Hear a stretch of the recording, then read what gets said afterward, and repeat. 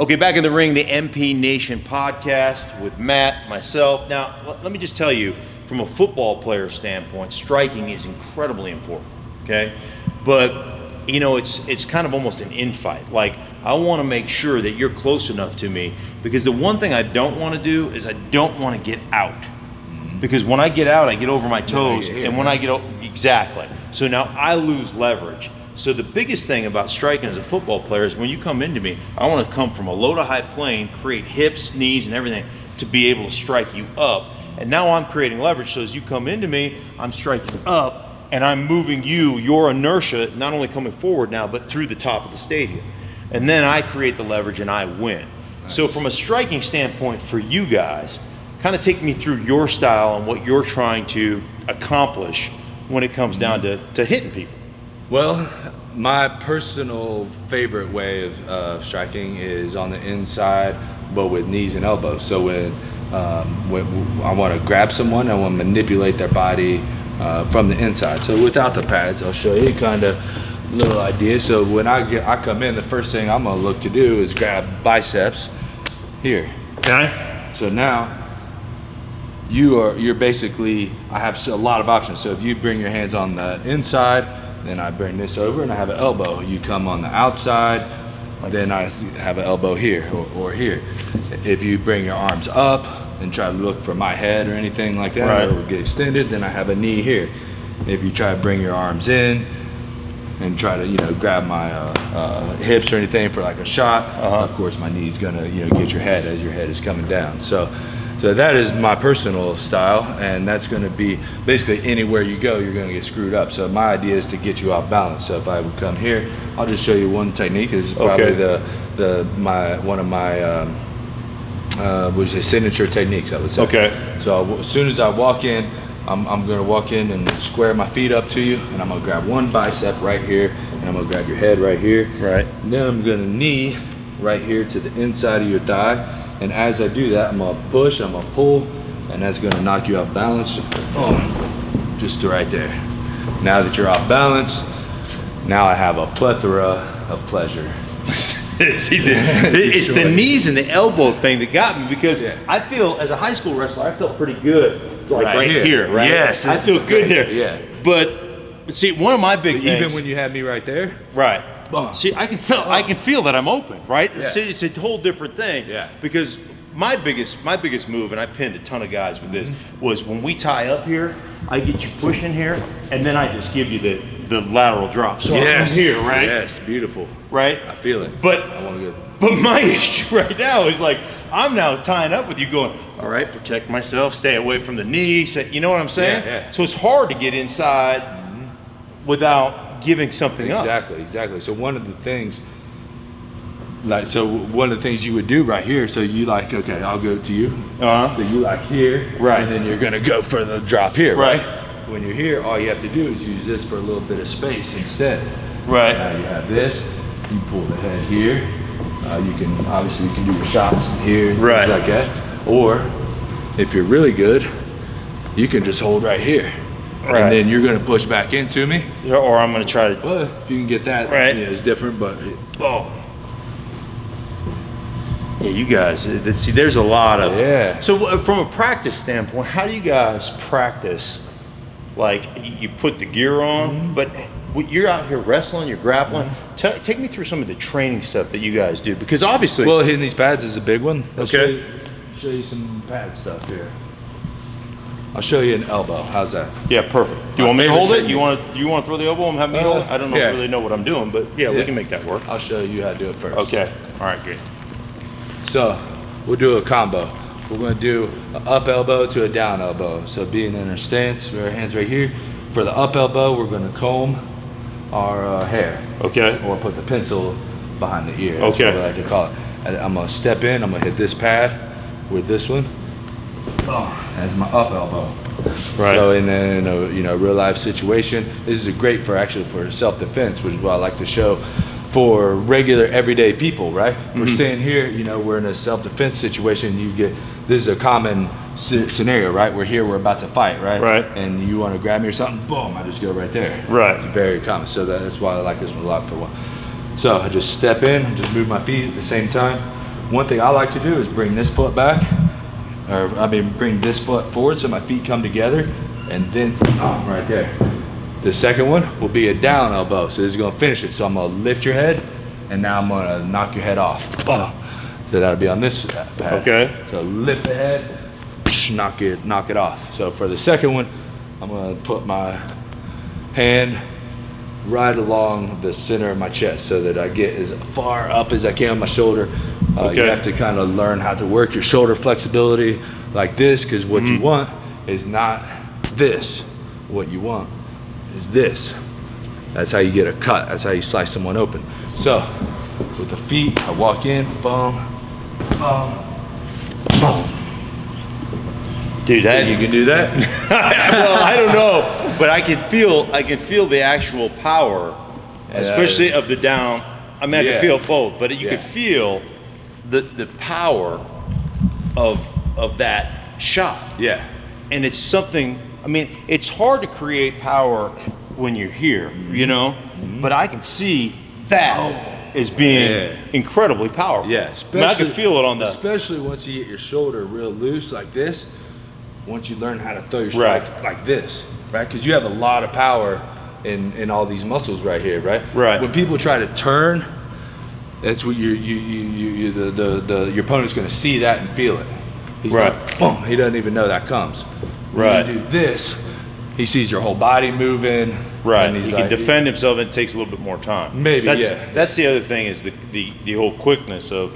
So as you came in here, you came here, So and then up with this one. So it was up, boom, right, and then down with the other one. and then it's Boom, beautiful, beautiful. Try one more. so you come up, and then I don't know. That's I don't have the same. I don't have the same shoulder flexibility. That actually is unbelievable. And this is pretty. Like, I just walk in here. There's nobody in this gym right now. But this is pretty intense. Yeah. Like I can feel the energy right now just walking into this thing. Like this is like a Mortal Kombat video game right here. Yeah, I love it. Yeah, I mean this is our stomping grounds right here. This is where the men are separated from the boys, and this is where, you know, these mats have soaked up a lot of blood and sweat. So Okay, I want to do something because I see this all the time when I'm watching your sport. The submission hold. All right, so I'm going to tap out pretty quick. Don't grab my fingers. Don't bend my knee. But I see the elbow, like when you lock somebody in. So let's get on the ground. Now, understand, I'm broken. I've had 29 surgeries, so don't hurt me. All right? But put me in a submission hold. all right, Don't kill me, and let me, just so I can feel it. you want the arm submission hold. Right, okay. So where do you want me? So this would be what they call the guard position. So your knees would be right here. You'd be on your knees. Okay, I don't my knees don't bend real well. So, okay, forgive me. And then so right here, I would have as much control over you as you do over me. Okay. This is what Gracie is popularized way back in the day with UFC 1. And this gives me as much control over you because I can pull you this way. I can pull you this way. I can start manipulating your arms. I can mess with your neck, your head, all kinds of things. So this is what they call the guard position. Okay. So when I get you to right here, so this is not a bad, for you, this is not a bad position to be in. it's getting worse in MMA due to the fact that people are learning it. Right. So it's hard to get people into submission holds like it used to be, right? A lot harder. So, but this is your common everyday arm bar. So what I'm gonna do is I'm gonna try to sit back a little bit first. Okay, my knee doesn't bend. So I'm gonna pull you to get your hands right here. This is what I want. Once your hands get right here, I can pretty much, I know where your weight's at, right? So I can manipulate it. So what I'm gonna do is grab your wrist here, and I'm gonna grab your tricep back here, and pull this across. Okay. So now you can't pull your arm back out. Right. Yeah. I'm gonna put this foot on the hip, this foot up here, and I like to personally pull the head here. Go here, pinch my knees together, and then you just arm. and then you pull essentially out of socket. Right. You're a big, strong guy. It's a little harder on you. So, and I wasn't warmed up or anything, but you know, you gotta spin. So basically what ends up happening, so I'll show it from the top. what would end up happening would be this arm would get trapped, get pulled this way, hips come up to here, head gets pushed this way. As his hips extend, he pulls the arm with his that's on his chest like this, pulls the arm and pushes up with the hips, extending to hyperextend the arm. And then it's just a matter of how much that particular opponent can take before he says, I've had enough. Yeah. I mean, basically it's tap or snap at that point. One has it completely in. Sometimes, I mean, some guys have really flexible arms. Some guys can obviously take more pain than others. Right. You know, for me, like I have really bad arms. You see, like I can't bend them back very well. There's also the littlest details, right? So if your thumb is up and I'm pulling it this way, it's going to submit a lot easier. Your thumb is down. Now you're going to be able to get out. So it's those really small details that really change the whole thing. Being able to pinch your knees together. So if he's here, you know, and the knees are spread apart, then he's going to start finding a little wiggle room. The knees are pinched together. Now he's stuck, you know, squeezing right here. Right. All right. Yeah, lots and lots of little details to that. Hard to do on you, big, strong. I would choose a different technique against you. Trust me, I'd be the easiest guy in the world to tap out. I just grab my fingers. I'm like, done. No, what you I'm do finished. against big guys is wear them out. Right. Yeah, I don't even go for the submission. I maybe choke or something, but you know, generally, you know, you have obviously you have more muscle, more body mass, more, so your heart rate is going to speed up faster. You're not going to be able to last as long. So, for me personally, that's my game plan against someone larger. Is I'm gonna try to take it as long as I can. Eventually, he gets wore out, and then he'll basically give you a submission, right? Because fatigue makes cowards out of any man. Right. All right, man. I appreciate it. Yeah. All right, we're gonna do a little challenge. Right? Challenge. What do you want to do, man? I think we're gonna do two things. I think we're gonna go to the golf simulator. Yep. All right. Because my experience with most wrestlers. Okay, now you're not a wrestler, but by high school wrestling, most guys are not good athletes. They're just really good wrestlers. Okay, so they have other than wrestling, they have no other discernible skills when it comes to like shooting a basketball or hitting a golf club or any of that stuff. So we're gonna do that. We'll just pick a couple of different things, but let's go to the golf simulator. All right. All right. Now, wait. I was just here. This is number 7 at Pebble Beach. Legendary hole. Look at the beautiful outlay here. It's 103 yards to the pin. Closest pin competition between you and I. And the Immortal and me. Oh, that wasn't bad. It went straight. All right. You spent too much time. On a grappling mat. That's for sure. All right. Let's see what we got here. I actually put this on when I was out in Pebble Beach. I actually hit a sand wedge on to about 12 feet. Oh, went too far. Am I over? Oh, that means I win, huh? I'm so freaking powerful. It's unbelievable. Oh, look at it. He's improved.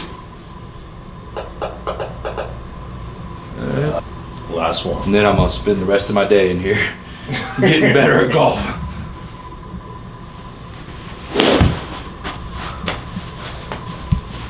Caught it on the fly.